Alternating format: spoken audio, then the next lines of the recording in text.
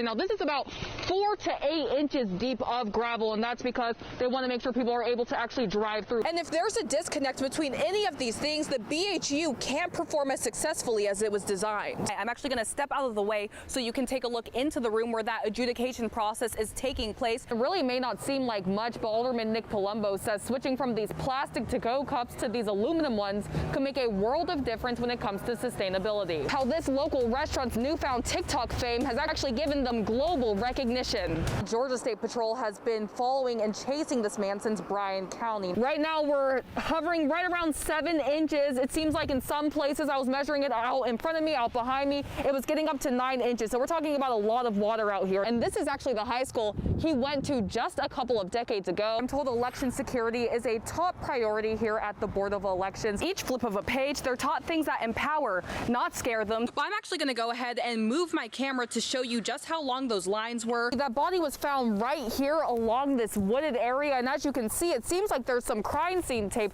still up on the trees. This could really cause 2 separate surges in cases. This polling center actually closed an hour ago, but as you can see, the line is still here. We gotta be more careful.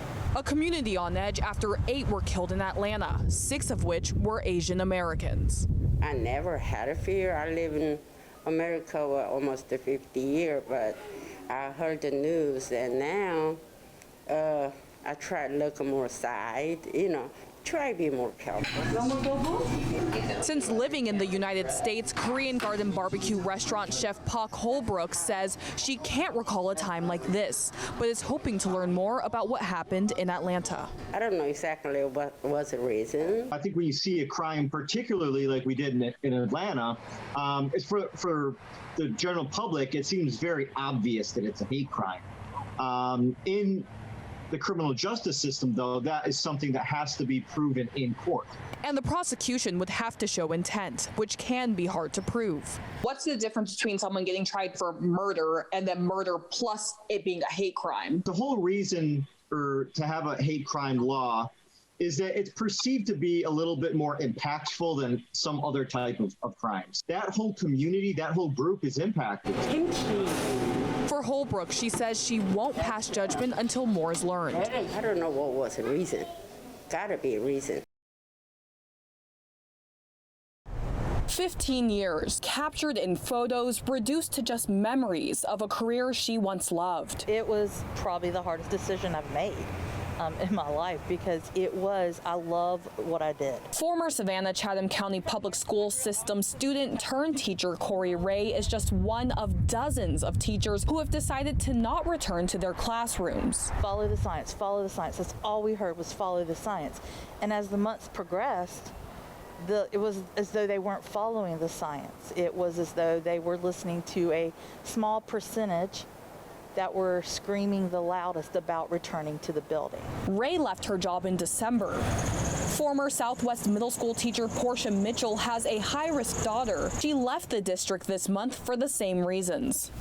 I had to make a decision, unfortunately, between my life, her life, and my livelihood. The motivation behind it is a mandatory ruling from the school board saying teachers must teach in their classrooms, despite students still being virtual and rising COVID-19 trends in the county. If it's not safe for the students, how is it then safe for us to be in those buildings, even in the midst of rising cases? As of January 8th, 86 teachers have tested positive for the virus and 208 are in quarantine because of contact tracing. Because of this, going to work could often feel like life or death for many. Our main concern has always been and still is our safety, right?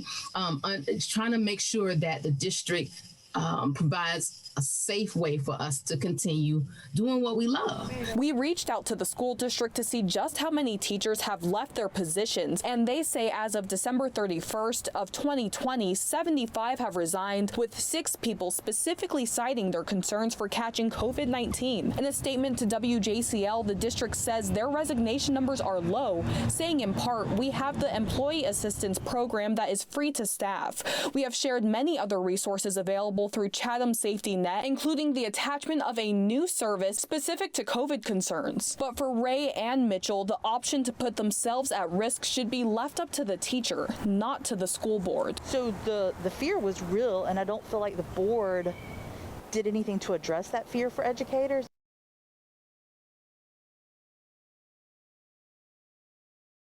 Good morning, everyone. Welcome to Izola's. Filming the daily specials has become a tradition for Hinesville restaurant Izola's. Today on our menu we have crab stew, bacon cheddar, Dishing out the menu to an audience bigger than the town they reside in. roast beef with TikTok has taken us all over the world, literally, overnight. As always, we serve you here at Izola's. We've got people responding from Germany, from London, from Canada. Since November, the restaurant has gained almost 120,000 followers using videos like these Meatloaf. to showcase their food. Baked chicken. Well, I don't think any of us expected this to turn out as big as it has been. For us, it was just a way of putting our product out there.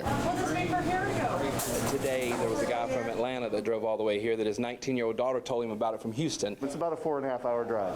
Well, I told my daughter I'd do it, so here I am. Don Wicks' daughter insisted he make the drive just to get a taste. If it hadn't been for the TikTok video, I would have never been here.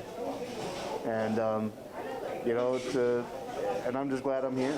We have noticed here, like within the last couple of weeks to a month, that the amount of people that we have come in are from TikTok. We have them come in from all over. The furthest being from Michigan, but with newfound global recognition, restaurant owner Glenn Poole says they may have to think bigger. We're looking into avenues to do that so that down the road maybe we can provide our food to people that can't come to the restaurant.